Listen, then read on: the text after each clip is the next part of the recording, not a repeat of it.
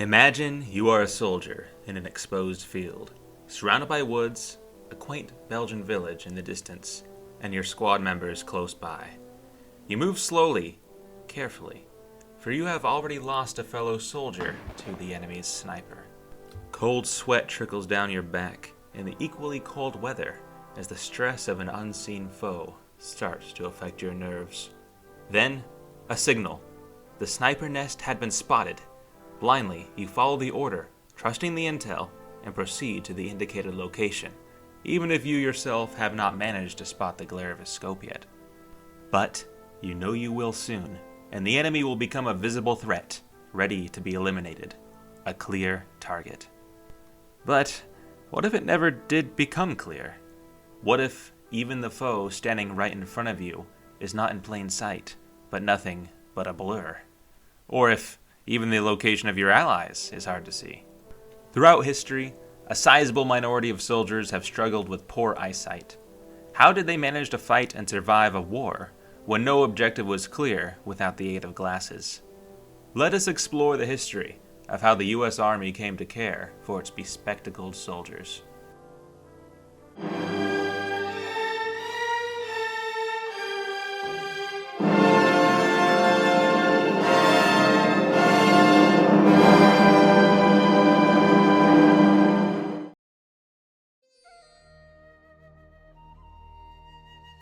The first recorded instances of recognizable corrective lenses arose in the late 1200s in central Italy.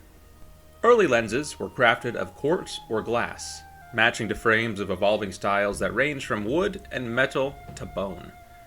By the late 19th century, spectacles, as glasses that were attached to your face via two rods in the modern sense, were known until the 20th century, were reasonably common for those who sought them out.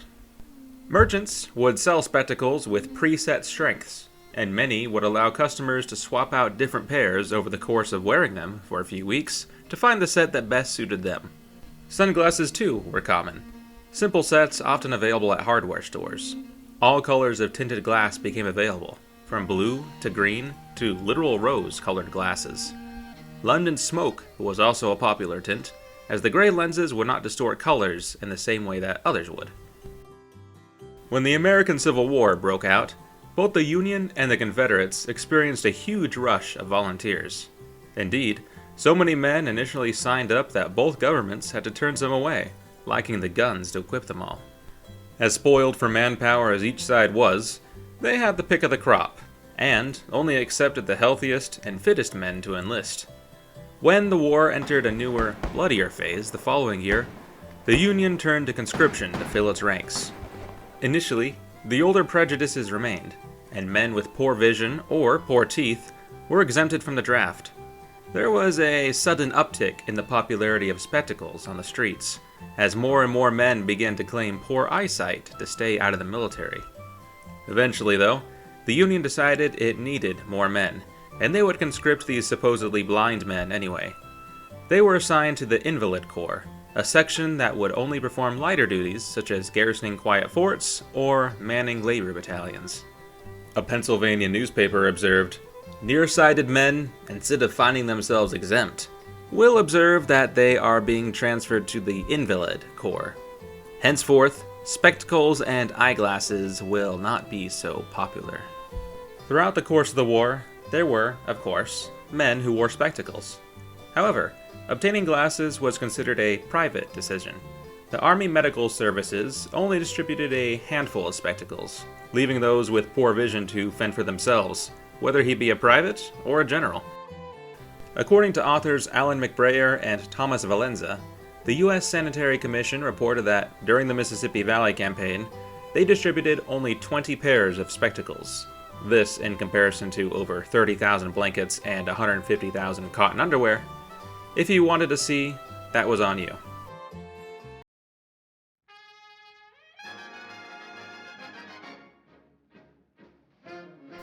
"80 years after its Civil War, the United States entered World War II. Much like in 1861, in 1941, the Army found itself flush with volunteers, and for a brief period contented itself with only drafting what it felt were the best men. However, it soon became apparent that this war would be a numbers game. and if it were to reach its eventual peak strength of 12 million men under arms, the military could not keep turning away men for medical issues that could be reasonably corrected. According to author Michael Ellis, only 3 months into the war, the Army publicly admitted the two main reasons for men being rejected: bad teeth and bad eyes. That same day, the standard was lowered, so that vision no worse than 20/200 was accepted for the draft, provided it was correctable to 20/40 with glasses. Let's take a step back to define the terms we're working with here. In modern parlance, it's common for people to say that they have 20/20 vision as shorthand for saying that they have perfect eyesight. This fraction comes from the big poster found in optometrist offices with the letters of decreasing size, called the Snellen chart. Developed by Dutch scientist Herman Snellen in 1862, the chart is used to compare your eyesight to what is considered average eyesight. The first number in the fraction is the distance you are standing from the chart, while the second number is the distance the average person who would have to stand from the chart in order to read a letter of a given size. So, if you have 20/40 vision, which is what the Army was looking for, you had to be able to read something at 20 feet, or 6 meters, that the average person could read at 40 feet. Being able to see half as well as the average person was considered adequate for the Army, and, incidentally, as well as you need to see in most areas of the US today to get a driver's license. 20/200, which is what the Army determined was the minimum eyesight needed to be enlisted, meant that you could read the largest letter on the chart at 20 feet, while an average person could see it from 200 feet away. Not exactly the vision you'd want to have when searching for snipers. Back to the war.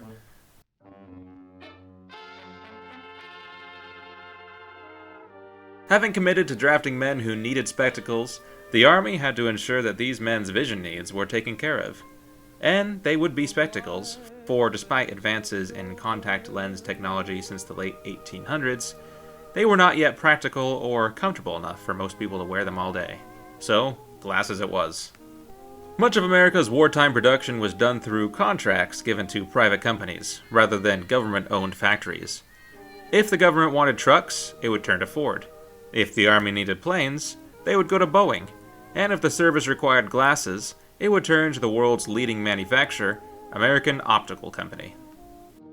Recognizing that simply leaving men to their fate to find glasses, like in the Civil War, would be counterproductive on a Normandy beach or on a Gilbert Island, the Army committed to issuing soldiers frames. American Optical would end up producing 18.5 million pairs of lenses for the armed services over the course of the war, ranging from actual spectacle lenses to goggles and gun sights for the Navy and Air Force. There was already an established relationship between American Optical and the American Army. In the First World War, AO had supplied over 2 million lenses. Glasses in the last war did look a little different than they did in World War II. For instance, it wasn't until after the Great War that glasses had nose pads for resting the frame on your face, and the round-framed Windsor style of 1918 looked something akin to Harry Potter glasses.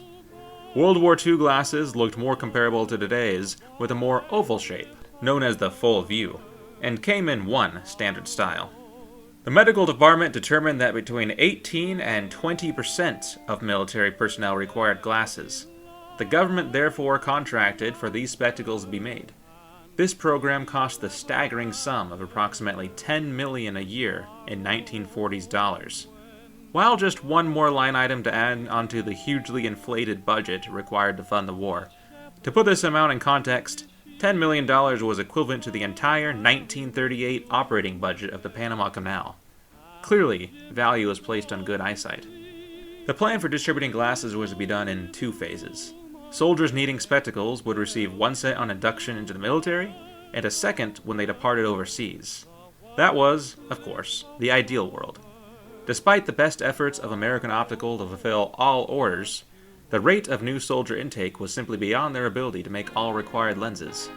American Optical's competitor, Bosch & Lomb Optical Company, as well as several other smaller manufacturers, were brought in to help ease these shortages, but through 1943, demand would continue to outpace supply. It was initially intended for soldiers to receive their spectacles within 3 days of their order being received, but backlogs grew so much that in some cases, it took up to 3 to 4 months for glasses to arrive.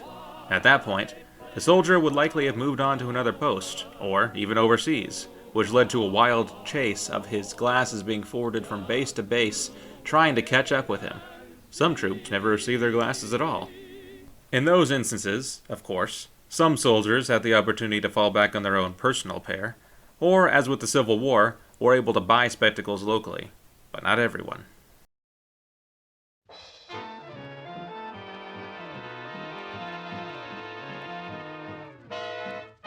For those lucky enough to get the standard issue glasses on enlistment, known as P3s, all was well and good. In the rough and tumble world of combat, however, it was inevitable that those pieces of glass would crack or break outright.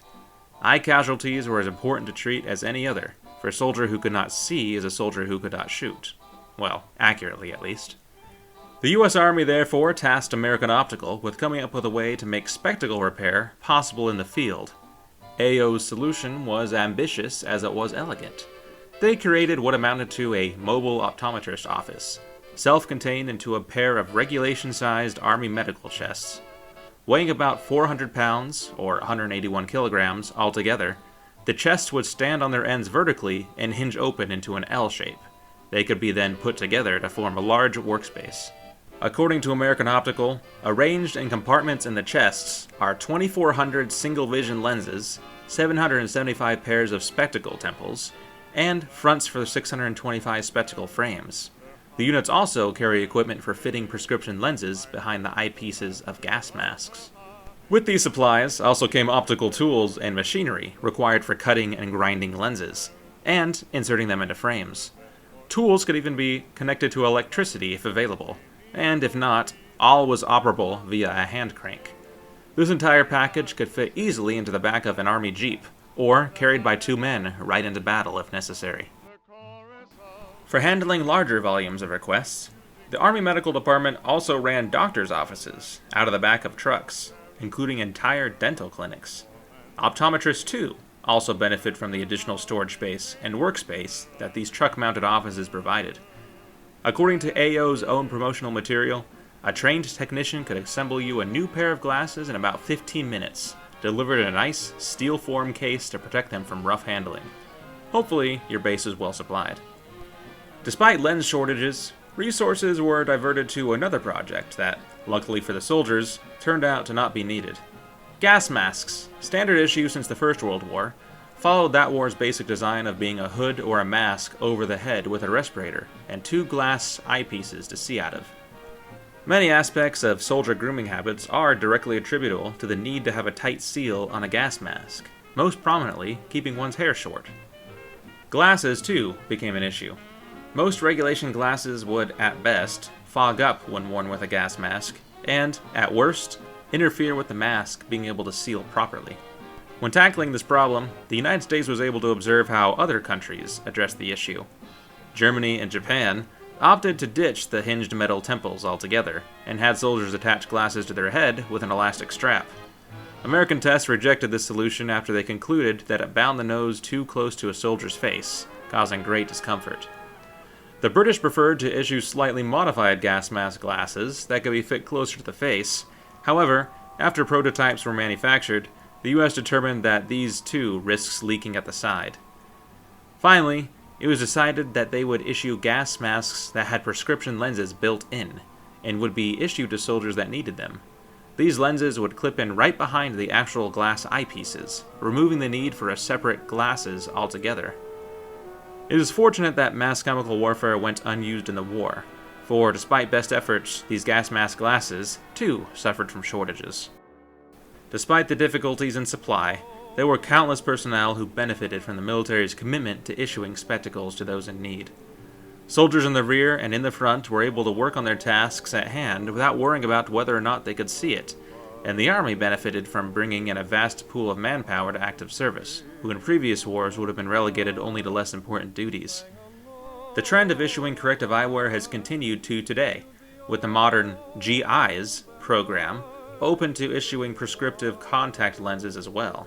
In most areas of service, the standard remains from World War II that eyesight must be able to be corrected to 20/40, though in some roles like piloting, 20/20 is required. Needless to say, The efforts made by the U.S. Armed Forces have made it so no one needs to go into war blind. Thank you for watching. I hope you enjoyed it. As someone with less than perfect vision myself, the thought of how my blurry-eyed ancestors would have lived normal lives has intrigued me. In World War II at least, they would have been able to see combat, though go much earlier, and I guess they literally wouldn't have been able to see death coming. What about your family? I hope you have a wonderful day and are able to see it too.